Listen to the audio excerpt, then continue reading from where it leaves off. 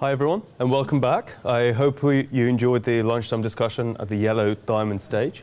And now, for the next session, we have an interview with Jasper. So Jasper, congratulations, you've won the Tony Cowling Award.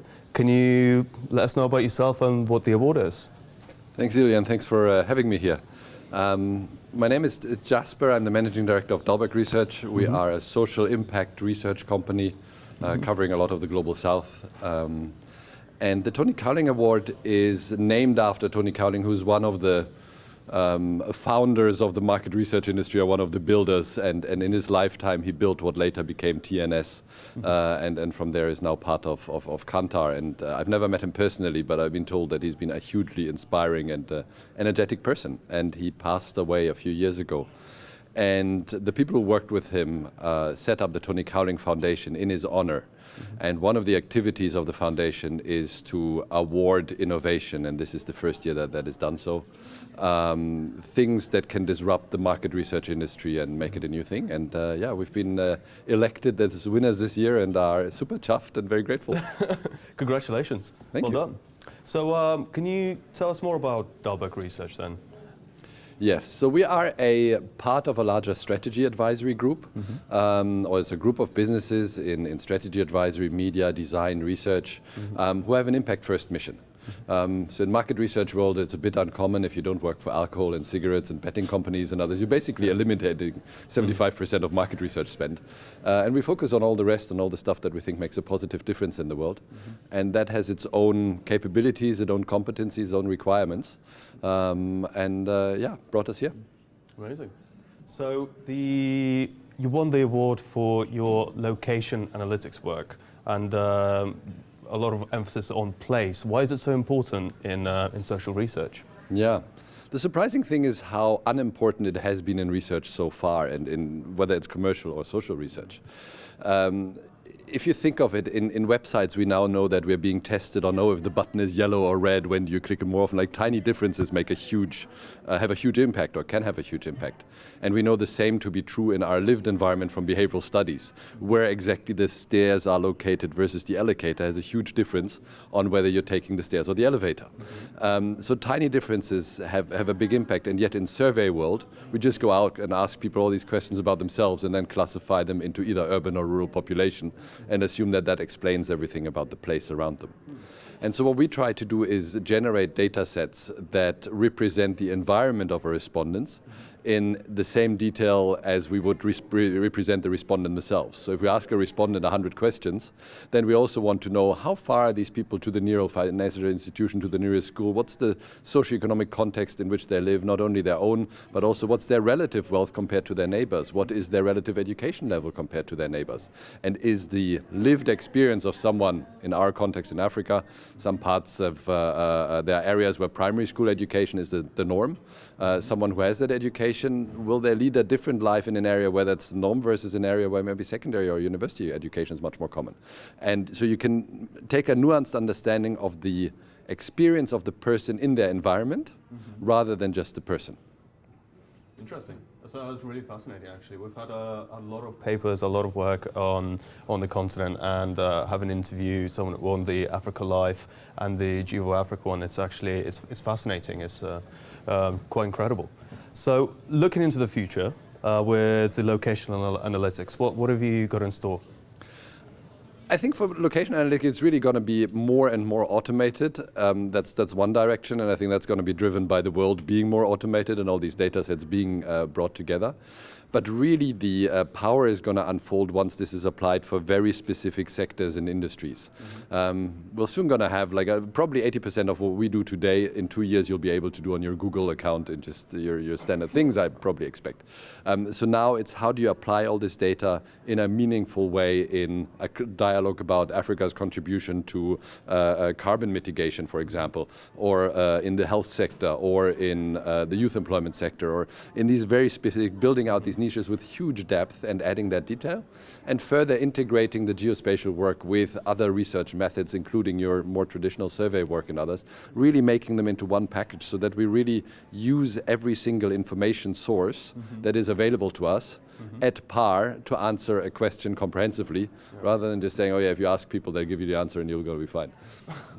That's really impressive, especially seeing, well, you've mentioned that a lot of the funding comes into the alcohol and tobacco and everything, and having someone that's focusing on social research to be so innovative and such very interesting, groundbreaking stuff. But what would you say is the future for social research? Is there something that's coming out a lot more, a lot more prevalent in the industry? Yeah.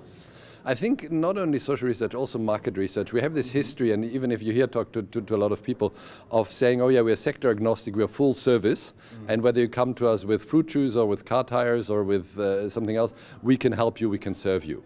And I think that market is going to shrink, and the art is going to pick your niches and really become extremely competent at those, because only then can you stay abreast with all the other research that's taking place and integrate all these different data sources and bring them together to really serve your clients. I think the list of the world's biggest market research companies is already indicative that the health sector has moved in that space. There are numerous companies, including the number one, Optum, that are in the health space and only doing health.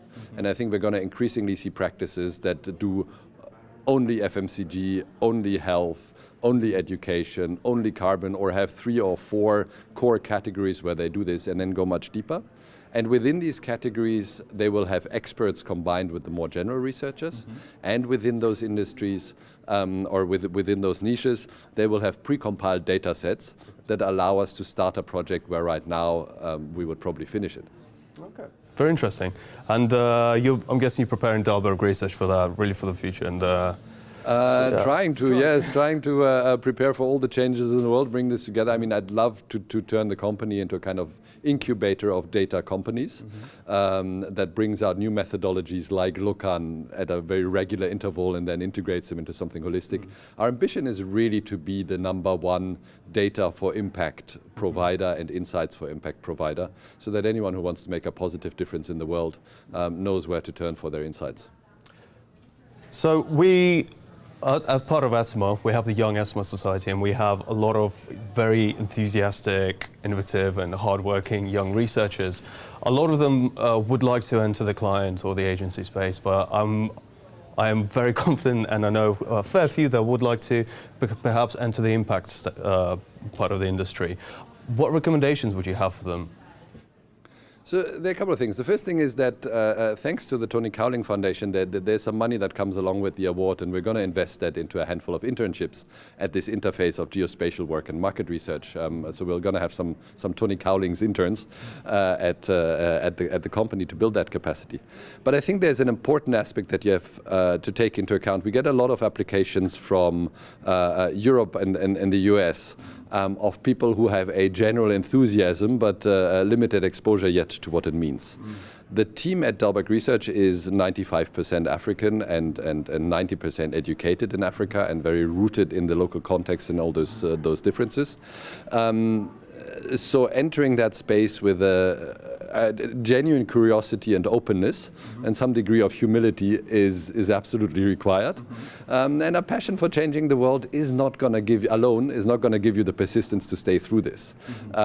This is a tough journey of learning and self-reflection and change. But yeah, anyone who's enthusiastic, dalberg.com is the wider website with all the businesses. It has the recruitment sites also, regular webinars on working at Dalberg, and then you can look for our peers also.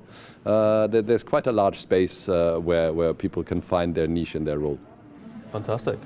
Well, wanted to say thank you, but first, for the next session, we're going to be talking with some of the representatives. I believe you're also a representative for Esomar. That is true. So how's it been for you? It's a very interesting role of interface, because it's actually, and I want to say this here, it's for our African peers, it is quite hard to access the benefits of Esomar. Waiting times for US visa in Kenya are currently 2 years, in Nigeria they're 3 years. To book ahead and know ahead. So quickly going to a conference like this, it's a privilege for me that I can get in access to Canada within 5 minutes. I couldn't bring anyone along because it's impossible. The costs are huge. So it's sometimes a bit more difficult. So it's a harder sell in Kenya to say you need to be an Esomar member. Europa. And yet you will see here at this conference that the number of Esomar members from Africa that are here are really, and they're making a stamp on the conference and making a presence. And that's such a privilege to see that community grow to that extent. That's been my joy. Fantastic. Well, thank you very much for coming. Thank you. Congratulations on the award, and incredible. Wish you all the best for all the impact research you're going to be doing. Thanks for having me, Ilya. Thank you.